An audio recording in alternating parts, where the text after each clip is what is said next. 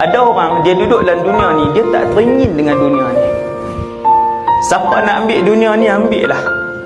Siapa nak berebut rumah besar, ambil lah. Siapa nak berebut jawatan tinggi, ambil lah. Siapa nak kemasyhuran, ambil lah. Kami tak mau dah dunia ni. Kami nak jumpa dengan Allah. Kami nak peluk Nabi SAW.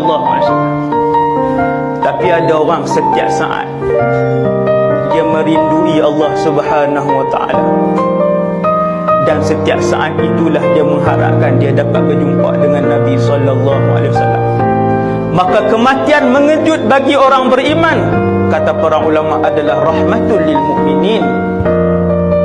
Orang beriman sentiasa menantikan saat berjumpa dengan Allah SWT. Tunggu, dia tunggu. Tak sama dengan orang cinta dunia, orang yang mabuk dengan kemewahan dunia, orang yang gila dengan dunia, orang yang sujud dengan dunia. Tak sama dengan manusia yang mencintai akhirat dan merindui Allah Azza wa Jalla.